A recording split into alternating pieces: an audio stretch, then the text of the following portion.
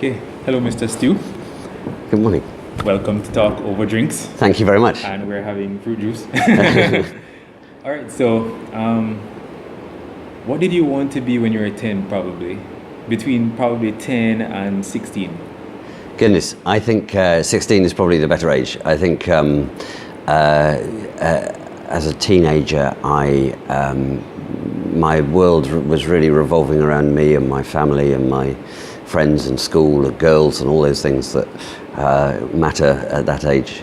And I didn't really think much beyond that, I think, a lot.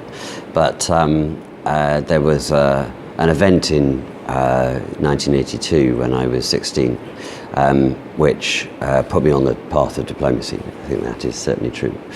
And that was, I was an excited teenager in 1982 because I just found myself on a training course, and the training course was to learn how to parachute. Oh, wow. And I thought this was going to be amazing. Yeah. I could think of nothing better than jumping out of planes at that age. And it was a training course run by the British Army. And I think I told my parents very late in the day, shortly before I went. And off I went, and it was amazing, really great fun, and it was as good as I thought it was going to be. But towards the end of that week or 10 days, all the British soldiers that I'd been training with suddenly packed up and left within a couple of hours. And it then turned out that the reason for that was that Argentina had invaded the Falkland Islands, which was a British Crown colony with British nationals there.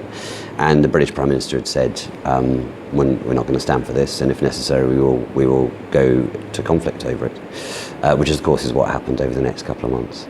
And so I think that sort of rather rudely interrupted and intruded into my life in a way I made me sort of conscious about the international world, because over the next couple of months, as the pictures of that conflict were beamed into our televisions in our homes, I saw young soldiers putting their lives on the line, losing their lives, being injured and so on. And of course I had in my head the friends I'd just made while I'd been parachuting, and I suddenly couldn't quite understand how is it that we've got ourselves in a position where we're at conflict in what is broadly peacetime, and I've always lived in peace. How we found ourselves in a conflict thousands of miles from home. And so my sort of interest in the international scene, I think, was really sparked by that personal experience. Wow. And how old were you at the point? I was 16. 16? Yeah. Wow. Wow. And how many countries would you have traveled to and worked in since then? Quite a few. So so after that I finished school and I went to university, and then I joined the Foreign Office, having decided that was the way to. Where did you study? I studied in the north of England in the University of Liverpool, and then applied for the Foreign Office and was lucky to get in, pass the tests and so on. And since then, this is the sixth country I've lived in. So I've lived in Egypt twice. I've lived in Saudi Arabia. That was my first major overseas posting. And then I went from there to Bosnia during the conflict in Sarajevo to set up our embassy there. And after that to Belize, so into this region. Rather different set of circumstances. And then I was home for a while, and then back to Egypt, and then on to Kuwait, and then back home again, and then here. So it's this is the sixth country I've lived in, but I've visited many. My last job in London, for example, was covering all of the Middle East and North Africa countries. It was a regional position based in London, looking at the Arab revolutions in particular. And so I travelled regularly to those. So I've slightly lost count of how many countries I visited, but I've lived and worked in six. And I imagine being in all these spaces, you'd have seen so many things. You'd have met so many different people. What are some of the most memorable experiences you'd have had, and how would these have changed a little bit how you view life? I think that the overall experience has been extraordinary. I've never regretted it. There are various sacrifices you have to make with family and friends, obviously, to go and live in another country. But I've never regretted it. I think because of having that opportunity to mix and learn about new cultures. And you walk into a place and you try to understand quickly what's going on, but there are things which strike you as unusual. Why do people do this way in this country? And so there's a constant fascination, and there's a constant sense of renewal every 3 to 4 years. As you move on to a new place and a new job. And there may well be similarities. I spent obviously much of my time in the Middle East and North Africa, so there are similarities between those countries. But of course they're all sovereign and different and have their own traditions and so on. So I think broadly the experience has been amazing, and I think the impact of that has mainly been to make me listen more and really actively listen to what is going on, because you don't understand unless you listen and you get the other person's perspective. And I think a sort of really formative experience was my time in Sarajevo in Bosnia, which was, I was there during the last 8 months of that conflict and the first four months of the peace that followed the Dayton Peace Accords. And I think that was an extraordinary time because living in a besieged city which is being shelled and shot at every day. I lost a number of friends during that time. Had a lot of very close escapes myself, but also saw an extraordinary side of the human spirit and that desire to survive at whatever cost, and to keep going and to keep a sense of pride and national pride and keep delivering. And the team, very small team I worked with there, were astonishing people who were determined to get to work every day to help their countrymen as we built the embassy and developed our relationship there. So that was I think a particularly extraordinary experience, and particularly left me thinking I'm going to make the most of every day of my life. Yeah, I'd imagine so. Are there any consistencies you'd have seen in how people live throughout all these places? Is there any one theme that you probably would have noticed that exists in every single space? That's a great question. I think what I've seen is a great deal of difference, certainly. I think that's absolutely right, and about how people, different nations view the world, and that's certainly true. But I think it comes back to the human spirit point again. I think people, I've seen people in very difficult circumstances, and in some countries where there's a great disparity between people who have wealth and people who don't. But that human spirit that we're going to get on and we're going to survive and so on. I think one of the striking things I see in this country in particular is the youth and the inspiration that the youth of this country really drive. I see them. A lot of them really sort of determined to make their country better and to shape their world in the way that they want to see it. And I draw quite a lot of strength and inspiration from their dedication. I met a bunch of extremely talented young people in this country who are keeping themselves extremely busy, pushing on a number of different fronts, setting up NGOs or working in different ways on top of their schoolwork and so on, to really drive a bit of change and, as I say, shape the world. And I think, that's probably one of the consistencies, is that the world doesn't stand still, does it? So we're constantly, the pace is different in different places, the pace of change, but everyone recognises that there is a need to keep up and move on and stay ahead somehow. So. Very true. How many kids do you have? I have two kids. You have two kids. Yeah. And what's it been like for your kids, like moving? Yeah. What's that process been like? Well, I talked about sacrifices earlier. That's one of them that has always been on my mind as a father. Am I doing the right thing with their education? I mean, they both, they're now, my daughter's just graduated, my son's got another year at university, so they're almost through the education. But they've been to a number of different schools, 10 or 12 schools over their time, and we've never lived anywhere for more than a few years, and so there's constant change and so on. I think what they have said to me is, but the point is that wider education that we've got, despite there's been disruption, we had to change systems and so on. The wider education, the education in life. That they actually, what they found, I think, culturally most difficult was going back to the UK and being in school there for a few years, because they had got used to being in schools where people come and go all the time, and you make friends and you make the most of today, and you end up with a group of friends across the world. But going back into a school in the UK where everyone had been at the same school for 10 years or whatever, everybody knew each other, they were all from the local area, they all looked the same. So that sort of diversity thing, I think, was a real education for them. And so I've thought about that. On the other hand, they get other extraordinary experience. I mean, their memories of camping in the western deserts in Egypt and visiting the oases there, seeing the pyramids and all those extraordinary sights, or going DDI here and across the Tobago and diving and going up to the north coast and to see the turtles hatching and all of that. I mean, these are extraordinary experiences for anyone to have, and to have them early in life is amazing. What do you enjoy most about being the British High Commissioner in Trinidad? Everything. Trinidad and Tobago. It's of course, it's a great honour and a privilege to serve your country, and particularly to be the Ambassador or High Commissioner. And so I think about that a lot. It's a great privilege to be asked to do that. And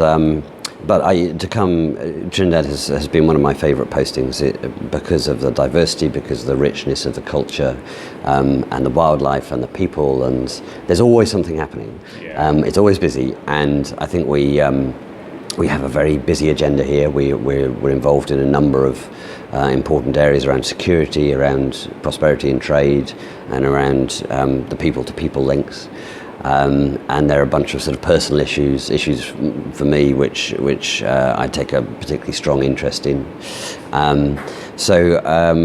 I think what I enjoy is that, in particular, is the warm welcome. And of course, if you're a High Commissioner, people tend to go out of their way to welcome you. But it goes beyond that, it goes deeper than that. And I think I've really enjoyed that, the openness people have had to working with us, to making friends, to cultivate those personal relationships, and then to actually be prepared to get on and work together to do some stuff and make some changes and try and make our worlds a better place.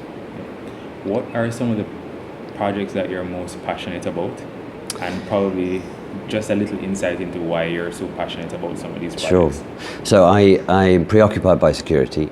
And that is for a couple of reasons. One is because I'm tasked to keep British nationals in this country safe, and of course there are some very large investments here with Shell and BP and so on. So we have a lot of British nationals visiting for tourism and also resident here. So security is of course a concern of mine, and we've sadly had a number of British nationals murdered here in the last few years.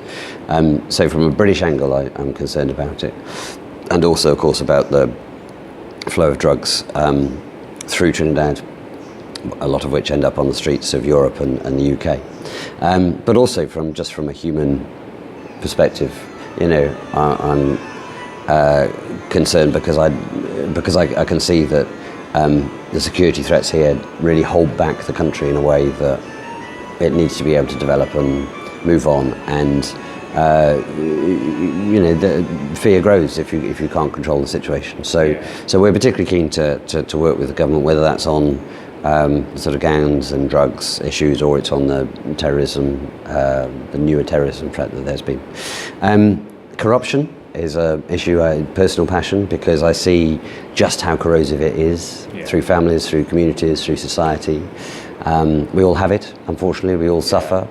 So you said one thing you're passionate about is security. Yes, there are a number of areas that I have a particularly strong personal sort of interest in, both as a diplomat and as a man and as a father. One of those is security, for a couple of reasons. One, because I'm responsible here for keeping British nationals as safe as I can. And of course we have a large number of British nationals visiting and also resident here. But also because I see it holds back the country, the sort of security threats there are here. And people have a right to live without that fear of drive-by shootings or whatever it is. So, and of course it's a complex area, but that's why I'm very keen to work and I'm working very closely with the authorities here to see what we can do to improve that. Another area is corruption. It's also a personal passion of mine because I see just how corrosive corruption is in our societies. It breaks down, within families and communities and society more broadly, whether it's, very sort of top level corruption involving politicians, for example, or it's the day-to-day examples of corruption that we see. So I've spoken about corruption quite a lot and what we can do to try and remove the opportunity for it. The environment is another personal passion, because I see how beautiful this country is. It's quite extraordinary. It really is. And then I see an awful lot of plastic bottles in the wrong places. And so I've made it a personal agenda here. So particularly in my residence and in the British High Commission, we've removed all single-use plastics as much as we possibly can, replaced them with alternatives, because there are alternatives. There's lots of other ways. We've just got used to plastic because it's convenient. Yeah. So we have we've committed to that, and we've formed something called the Green Alliance, where we're inviting other groups and missions and embassies and so on to join us in doing a similar thing and pushing for change in that area, because we've got to look after this world. It's it's ours. It's our backyard, and it's where we live, and it's such a beautiful place. To see it smothered in plastic is hard to see. So those are some of the things that I'm particularly interested in. The other one is related to security, I suppose, is gender issues, particularly gender-based violence. And I see and I hear a lot about the breakdown in family, and when relationships break down, the result of that all too often is violence, and sometimes fatal violence. And we have to, there are other ways to resolve disputes when relationships end and so on, and that shouldn't involve a gun or a machete and death. And so we've been working closely with schools and other organisations to try and raise awareness, build the greater education. How do you tackle bullying in schools? What happens if you're bullied in school? How do you manage that? How do you tackle the bullies? How do you respond to it, and so on? So we start early, and we help those organisations, local organisations, which are already doing fantastic work. All we do is we come in and give them a little bit of a boost and a little bit of profile to help them sell their really valuable work more to a higher level. Great. All right. What advice would you give to young men in particular, especially in a space where we still have gender norms that makes it okay for a guy to hit a woman, or for men to care about security but not care about the planet? Right. What advice would you give to a guy, a young man who is trying to be a little more holistic in his view of the world and how he wants to show up? I think it's really tough, and it depends what your immediate environment is like, doesn't it? What is surrounding you, and what your peers, what your friends, and so on. So my advice, I think, would be to be different, and to go and get different perspectives, to talk to people who are outside your immediate group and your immediate area. Just as I said, I started when I talked about being 16, and suddenly the world intruded on my personal, on me personally. Sometimes those things happen to you, and they make a change in you. And sometimes you have to go out and try and find that change for yourself. And yes, there are lots of issues. I'm very conscious of those, and for young men in particular, the world can be quite a confusing place.